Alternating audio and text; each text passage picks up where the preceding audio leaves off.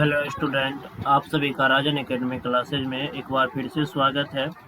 तो आज के इस वीडियो लेक्चर में हम लोग जो है क्लास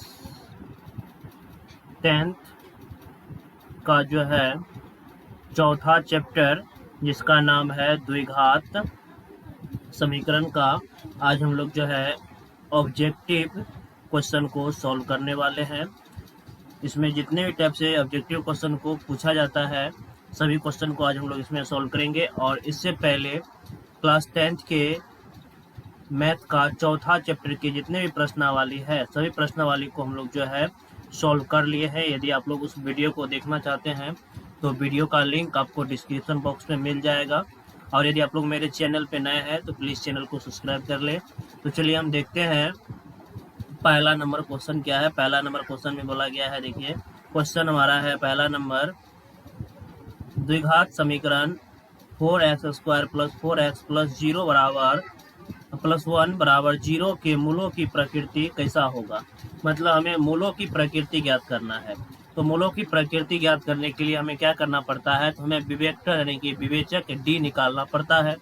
तो यहाँ पर a हमारा हो जाएगा कितना, तो a हमारा है 4। x² का जो गुणांक होता है a होता है। b हमारा क्या है, b जो है हमारा हो जाएगा 4। x का गुणांक जो होता है b होता है। और c हमारा क्या होगा, 1 हो जाएगा। ठीक है, तो यहाँ से अब विवेक्टर निकालेंगे, यानी कि अब d बराबर फार्मूला जानते हैं विवेक्टर, d बराबर होता है b² - 4ac। तो हम d निकाल लेते हैं, b² यानी कि 4 का स्क्वायर कर लेंगे -4 गुना a कितना है, तो a भी 4 है और c कितना है, तो 1 है। यहाँ पे हो जाएगा 4 का स्क्वायर हो जाएगा 16 और ये 4 गुना 4 16 गुना 1 16 ही होगा, यानी कि 16 में से 16 गया तो 0 आया। यहाँ पे हमें जो d का वैल्यू आया है, यानी कि d का जो मान आया है, तो ये d का मान तो 0 आया है। तो d का मान जब 0 आता है तो इस स्थिति में जब d का मान हमारा 0 आ जाए तो इस कंडीशन में क्या होता है, इस कंडीशन में जो हमारा मूल्य होता है, यानी कि वास्तविक मूल्य तो होता है लेकिन ये बराबर होता है, इसलिए इसका राइट आंसर हो जाएगा ऑप्शन बी, वास्तविक मूल्य और बराबर होगा। कैसा होगा, वास्तविक और बराबर, यानी कि हमारा इसका राइट आंसर हो जाएगा ऑप्शन बी, मूल्य कैसा होगा, वास्तविक और बराबर होगा। चलिए उसके बाद अगला क्वेश्चन देखेंगे। हाँ, यदि यहाँ पे अगर d का वैल्यू, d का मान अगर 0 से बड़ा आ जाता तब इसका मान कैसा होता, तो इसका मान जो होता है वास्तविक और असमान होता। उस कंडीशन में जो हमारा आंसर होता ये तब ए नंबर होता। ठीक है, लेकिन अगर d का मान छोटा हो जाता 0 से तो इस कंडीशन में इसका कोई मूल्य नहीं होता, यानी कि कोई हल इसका नहीं होता। ये तीनों कंडीशन जो है आप लोग याद रखिएगा, यानी कि d का मान जब 0 आए, d का मान जब 0 आएगा तो उस स्थिति में मूल्य कैसा होगा, वास्तविक होगा, बराबर होगा। लेकिन जब d का मान 0 से बड़ा आ जाए, यानी कि प्लस का 1 2 3 जो भी हो जाए, तो उसका वास्तविक मूल्य होगा, लेकिन कैसा होगा, तो असमान होगा। और यदि d का मान जो है 0 से छोटा हो जाए तब उसका हल कैसा होगा, तो उसका हल हो जाएगा कोई वो मूल्य वास्तविक नहीं होगा, यानी कि इसका कोई वास्तविक मूल्य जो होगा नहीं होगा। ये कंडीशन होगा किसमें, इसका असमान मूल्य होगा। ठीक है, चलिए उसको अगला क्वेश्चन देखते हैं। इसमें 3 टाइप से क्वेश्चन आ सकता है। उसको अगला क्वेश्चन देखिए। अगला क्वेश्चन में बोला है समीकरण 7x² - 12x + 18 के मूलों के योग एवं गुणनफलों का अनुपात क्या होगा। यानी कि मूलों का योग कहने का मतलब ये हुआ कि हमें अल्फा अगर दो मूल मान लेते, एक मूल अल्फा है एक मूल बीटा है, तो अल्फा प्लस बीटा योग निकालना है। तो फॉर्मूला जानते हैं -b/a होता है। तो अल्फा माइनस का बी है क्या, तो -12, यहाँ पे माइनस और माइनस का 12 लिखेंगे। और ए कितना है, तो ए है 7। तो ये हमारा हो जाएगा कितना, यानी कि 7 12/7, क्योंकि माइनस माइनस प्लस बन जाएगा। उसके बाद अल्फा इंटू बीटा निकाल लेते हैं। इसका अल्फा इंटू बीटा निकालेंगे, अल्फा इंटू बीटा अगर निकालेंगे तो ये क्या होगा हमारा, ये हो जाएगा c/a। फॉर्मूला होता है c या बाय a, तो c कितना है, सी जो है यहाँ पे देखिए सी हमारा क्या है 18 है और ए क्या है 7 है, तो 18/7 हो जाएगा। यानी कि यहाँ पे अब पूछा है क्या, यानी कि योग एवं मूलों के गुणनफल। तो योग को ऊपर रखना है, योग कितना है यहाँ पर देखिए योग है 12/7 का अनुपात का मतलब बट्टे, याद लिखिएगा। उसके बाद 18/7, तो 7 से 7 क्या होगा, ये कैंसिल हो जाएगा।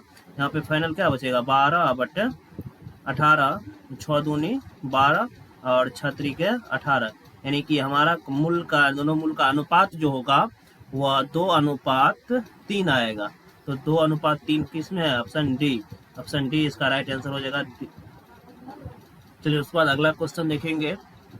अगला क्वेश्चन में देखिए यहाँ पे, यदि समीकरण 3x² - 10x + 3 = 0 का एक मूल्य 1/α हो तो दूसरा मूल्य क्या होगा। यानी कि अगर मान लेते हैं अल्फा दिया है तो बीटा निकालेंगे, या मान लेंगे बीटा है तो अल्फा निकालेंगे। एक मूल्य लेकिन हमें कोई दिया हुआ है, तो यहाँ पे एक मूल्य हम मान लेते हैं, माना कि अल्फा मान लेते हैं 1/3 दिया हुआ है और हमें बीटा जो है निकालना है। अगर दो मूल मान लेते हैं अल्फा इंटू बीटा है, यानी कि अल्फा और बीटा है, तो हमें फॉर्मूला पता है अल्फा प्लस बीटा बराबर फॉर्मूला होता है माइनस का b/a, और b और a का मान तो हम यहाँ से जो समीकरण हमारा दिया है वहाँ से आसानी से निकाल सकते हैं। तो अल्फा का मान तो हम यहाँ पे रख लिए हैं 1/3, बीटा का मान दूसरा मूल निकालना है तो 1/3 प्लस में बीटा का मान निकालना है, तो इसको बीटा ही रहने देते हैं अभी। और माइनस का b क्या है -10, तो माइनस प्लस 10 डायरेक्ट कर देते हैं 10। a क्या है, तो a है 3। अब यहाँ पे देखिए ये 1/3 प्लस में रहेगा तो माइनस में, तो यहाँ से यानी कि बीटा का जो वैल्यू आएगा, बीटा का वैल्यू हो जाएगा 10/3 माइनस 1/3, क्योंकि एक प्लस में रहेगा तो माइनस में हो जाएगा। तो इसका एलसीएम ले लेते हैं, तो इसका एलसीएम हो जाएगा 3, यहाँ पे हो जाएगा 10 माइनस का 1, यानी कि 9/3, 3 से काट देते हैं, 3 का 3 और 3 तिया 9, यानी कि ये हमारा इसका आंसर होगा 3/1 अर्थात 3। तो 3 देखिए कौन सा ऑप्शन है, तो 3 जो है इसका ऑप्शन डी इसका राइट आंसर हो जाएगा। चलिए उसके बाद अगला क्वेश्चन देखते हैं। अगला क्वेश्चन क्या है, इसमें हर एक टाइप से क्वेश्चन को हम लोग सॉल्व कर लेंगे। जितने टाइप से द्विघात समीकरण से क्वेश्चन बनता है सभी क्वेश्चन को इसमें सॉल्व कर लेंगे। देखिए क्वेश्चन में बोला है, बहुत ही अच्छा क्वेश्चन है, यदि द्विघात समीकरण 9x² + 6kx + 4 = 0 के मूल वास्तविक एवं समान है। मूल कैसा है, तो मूल जो है वास्तविक है और समान भी है। तो समान कब हुआ था, इससे पहले देखे थे जब d 0 हुआ था। तो k का मान हमें निकालना है, लिखेंगे चूंकि मूल क्या है समान है, यानी कि इसी मूल समान है ना, मूल समान है तो d का मान इसीलिए क्या होगा, d का मान 0 होगा। और हम जानते हैं d का फॉर्मूला क्या होता है, b² - 4ac, ये किसके बराबर होगा, 0 के बराबर होगा। अब यहाँ से b, a और c का मान निकाल सकते हैं। b क्या है, b जो है यहाँ पे 6k, b होगा 6k, यानी कि 6k 36k² कर लेते हैं डायरेक्ट, माइनस 4 गुना a है 9 गुना c क्या है, गुना में c हमारा हो जाएगा 4 है c, ये बराबर होगा किसके, 0 के। यानी कि यहाँ पे देखिए ये हो जाएगा 36k² बराबर 9 चौक 36 गुना में 4, तो 36 से 36 खत्म, स्क्वायर हटेगा, आगे वाले पे रूट चढ़ जाएगा, तो यहाँ पे होगा 4 और प्लस माइनस का 2 आएगा, प्लस माइनस ना रूट में आएगा, यानी कि +-2, तो के का मान क्या होगा, प्लस माइनस का 2 या -2, ऑप्शन सी इसका राइट आंसर हो जाएगा। चलिए उसके बाद अगला क्वेश्चन की ओर बढ़ते हैं। अगला क्वेश्चन देखिए, अगला क्वेश्चन है द्विघात समीकरण x² - 15x + 50 का विवेक्टर ज्ञात करें। सिंपल हमें यहाँ पे डी पूछा है, यानी कि यहाँ पे हमें विवेक्टर ज्ञात करना है, डी ज्ञात करना है। तो हमें पता है डी बराबर फॉर्मूला होता है b² - 4ac, बी का मान देखिए यहाँ पे, बी का मान -15, तो -15 का कर लेते हैं यहाँ पे स्क्वायर, -4 गुना ए क्या है एक्स स्क्वायर की यहाँ पे पीछे हम नहीं कुछ है तो 1 तो है, तो 1 इंटू सी क्या है 50, ठीक है। तो यहाँ पे 15 का स्क्वायर हमें पता है 225 होता है, -50 गुना 4 200 हो जाएगा, यहाँ पे माइनस माइनस प्लस 225 हो जाएगा, ठीक है।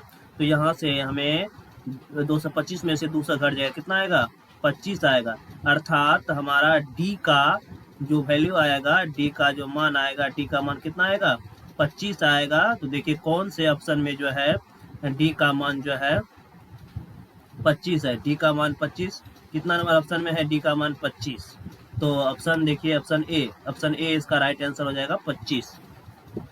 चलिए उसके बाद अगला क्वेश्चन देखते हैं। अगला क्वेश्चन देखिए क्या है हमारा,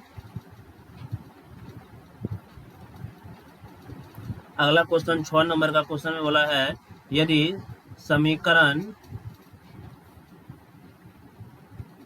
x square minus P x plus 4 के मूल बराबर हो तो पी का मान क्या होगा। तो पी का यहाँ पे मान पूछ रहा है, मूल बराबर है, तो मूल बराबर है तो पी का मान क्या मूल बराबर होगा।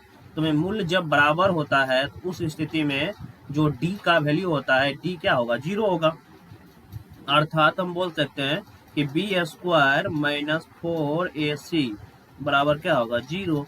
बी क्या है, बी जो है माइनस का पी, तो minus minus plus P square हो जाएगा, -4 गुना एक ए 4 गुना सी कितना है 1 है, बराबर हो जाएगा ये 0 के।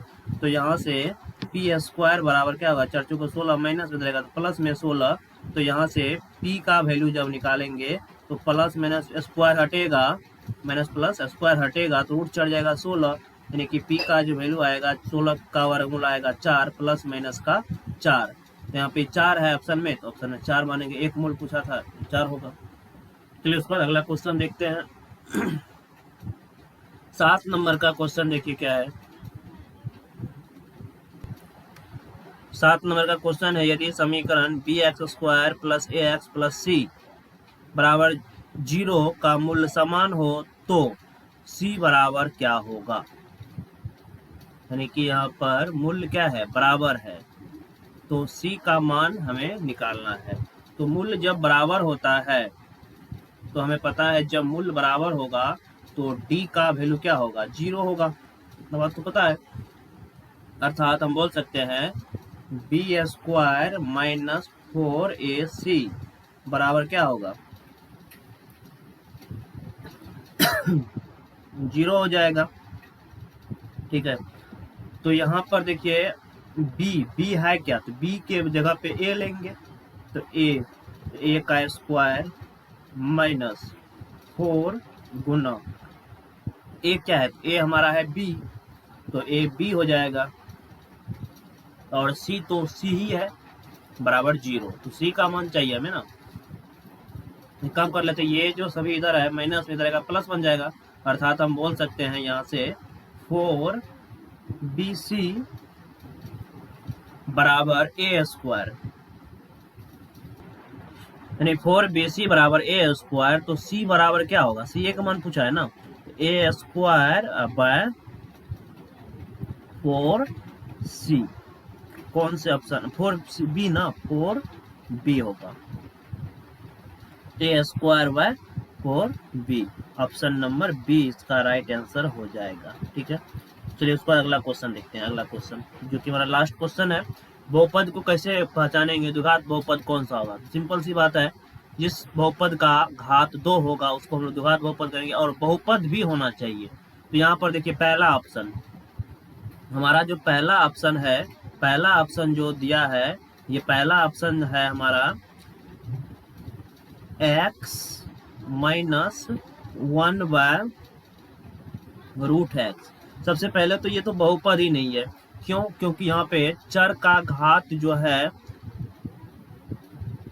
बट्टे में नहीं होना चाहिए, चर का घात देखिए यहाँ बट्टे में है, और पावर एक रूट का मतलब होता है पावर 1 बटे 2 ऊपर जाएगा माइनस हो जाएगा, तो ये तो बहुपद ही नहीं है। यहाँ पर भी देखिए यहाँ पर रूट के अंदर जो है x है, ये भी बहुपद ही नहीं है।